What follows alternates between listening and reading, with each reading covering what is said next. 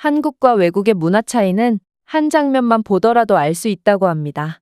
어떤 사람이 도움을 요청할 때 외국의 경우에는 자신의 일이 아니므로 웃으면서 거절하는 경우가 흔하지만 한국인들은 그 사람이 도움을 요청하기도 전에 미리 도움을 주고 감사 인사를 받지도 않고 그냥 떠나버리죠. 이는 서구권 국가의 사교적이지만 개인주의적인 문화와 상반되는 한국인들의 친절하지만 부끄러움이 많은 특징을 잘 보여주는 예가 아닐까 싶은데요. 제가 오늘 소개해드릴 사연도 이와 관련이 있습니다. 미국에서 물건을 강탈당하고 폭행까지 당해 트라우마가 생겼다던 여성은 한국에서 비슷한 일을 겪고 충격에 빠졌다고 하는데요. 그렇다면 이 여성이 한국에서 대체 무슨 일을 겪은 것인지 자세한 내용 살펴보도록 하겠습니다. 미국 여성의 사연입니다. 안녕하세요. 저는 미국에서 살고 있는 아멜리아라고 합니다. 저는 트라우마를 겪고 있는 모든 사람들을 위해 이 글을 작성하게 되었어요. 사실 몇 년 전까지만 해도 저는 심각한 트라우마로 인해 강박증을 앓고 있었습니다. 저는 외출을 하기만 하면 주머니나 가방에 보관한 제 물건이 잘 있나 1분에 한 번꼴로 확인했으며 집에 있는 물건들이 제자리에 놓여 있지 않으면 절대로 참지 못하곤 했죠. 언제 한 번은 가스불을 제대로 끄고 나왔는지 확인해야만 한다는 생각에 사로잡혀 외출을 했다가 집에 10번이나 다시 돌아온 적도 있습니다. 이런 제 강박증 때문에 저는 도저히 사회생활을 할 수가 없었죠. 밖에만 나가면 엄청나게 불안해졌고 사람을 전혀 믿지 못했거든요. 제가 처음부터 이랬던 건 아닙니다. 저는 원래 굉장히 활발하고 사교적인 성격을 가지고 있었거든요. 하지만 돌아가신 어머니를 기억하기 위해 늘 차고 다니던 유품인 목걸이를 도난당한 이후 저는 강박증이 생기고 말았죠. 여러분들도 아시겠지만 미국에서는 이런 류의 범죄가 정말 심각할 정도로 흔합니다. 저는 밤길이나 으슥한 골목길을 지나다니지도 않았고 그저 대낮에 큰 길을 걸어갔음에도 이런 일을 당했거든요. 어떤 흑인 남성 3명이 저를 둘러싸더니 뒤에서 제 목걸이를 잡아당기기 시작했고 저는 뺏기지 않으려고 목걸이를 계속 쥐고 있었지만 그들의 힘을 당해낼 순 없었습니다. 결국 저는 손가락과 목에 심한 흉터까지 생기면서 어머니의 유품을 뺏기고 말았죠.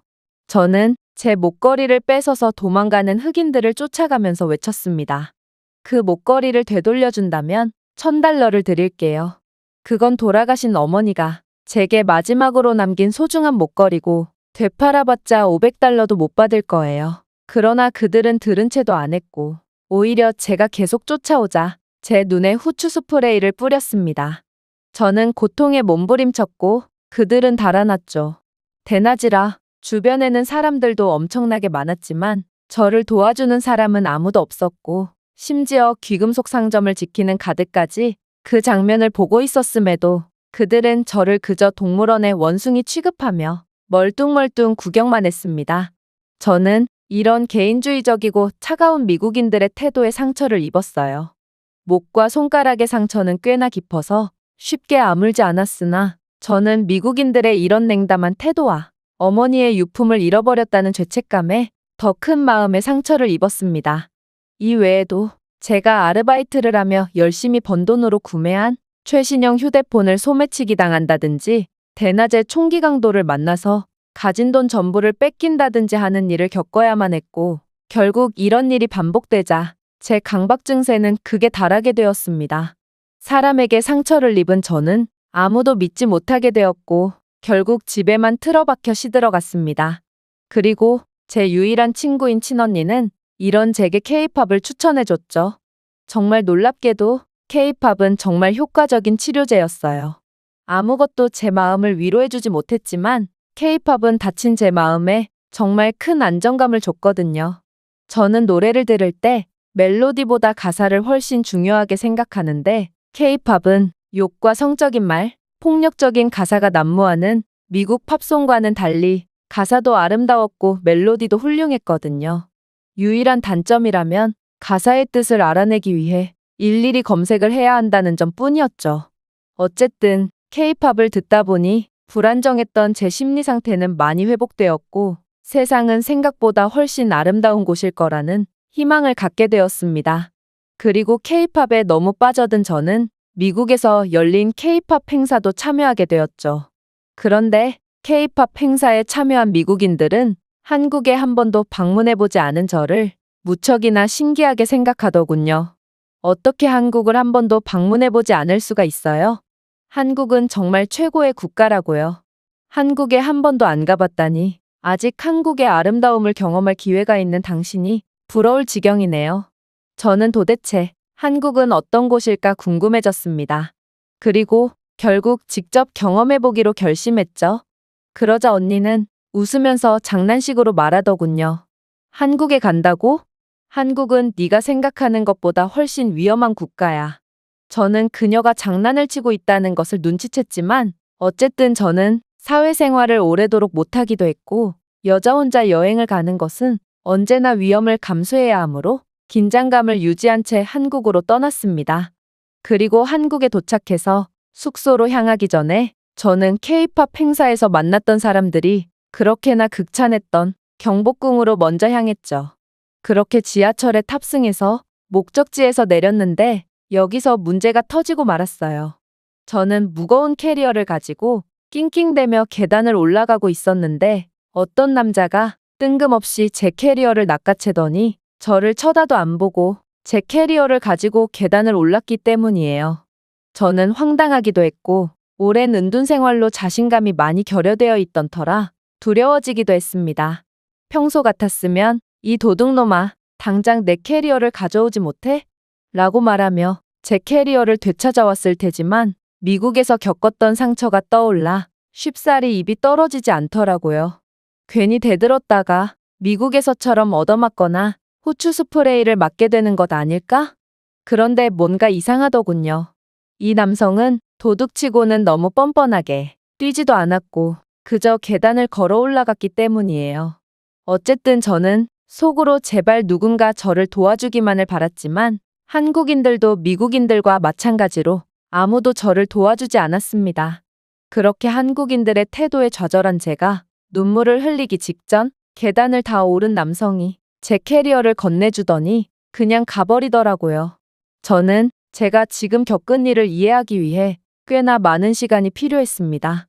그리고 몇 분 후 이 남성은 그저 제게 호의를 베푼 것이며 나는 한국인이고 한국인으로서 곤경에 처한 사람을 돕는 건 아주 당연한 일이야.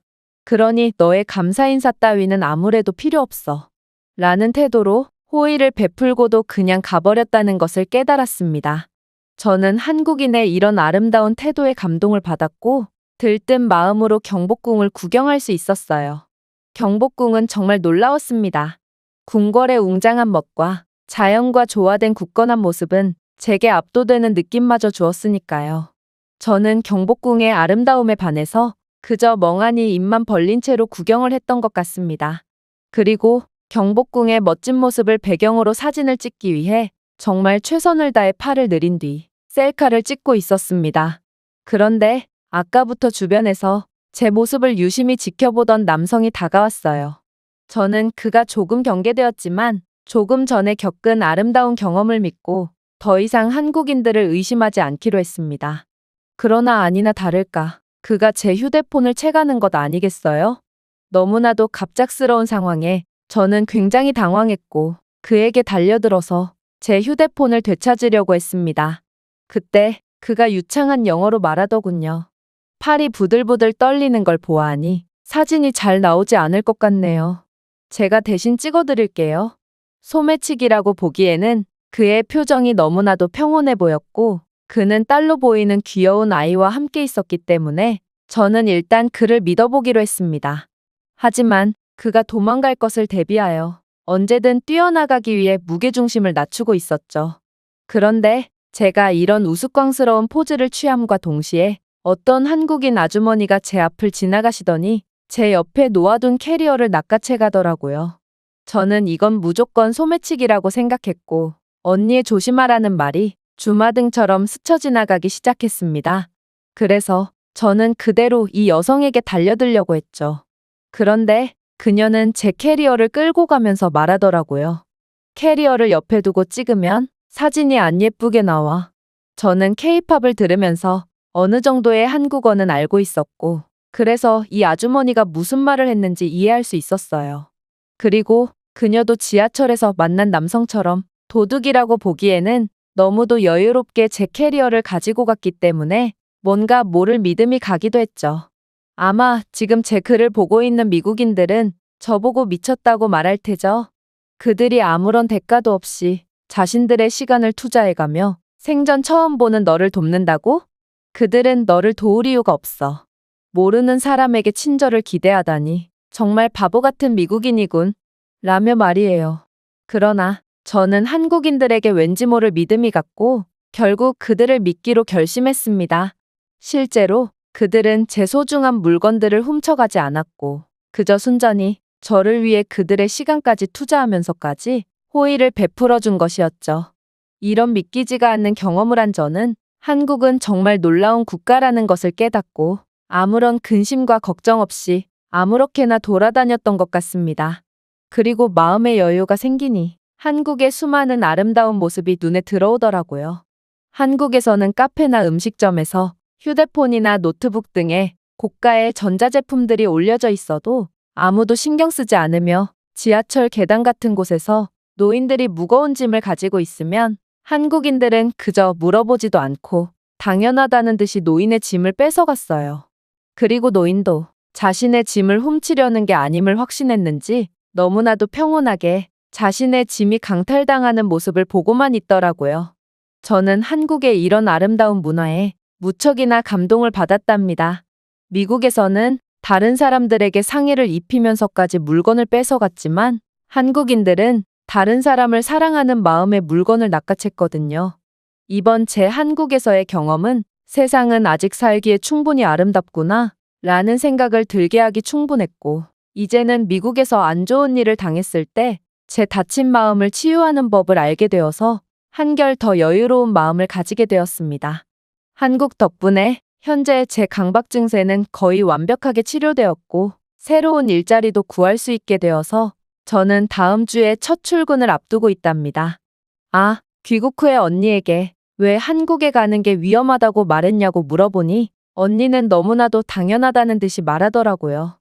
아멜리아, 아직도 모르겠어? 너 한국에 또다시 갈 거잖아. 한국에 한 번도 안 가본 사람은 있어도 한 번만 가는 사람은 없어. 미국에서 한국으로 가는 비행기 값이 얼마나 비싼지는 네가 잘 알고 있잖아.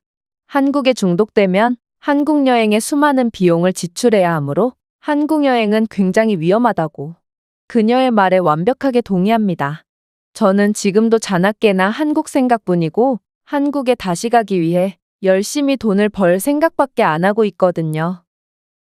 이 외국인의 글은 여기까지입니다. 한국에서 트라우마를 완전히 극복한 미국 여성의 사연이었는데요.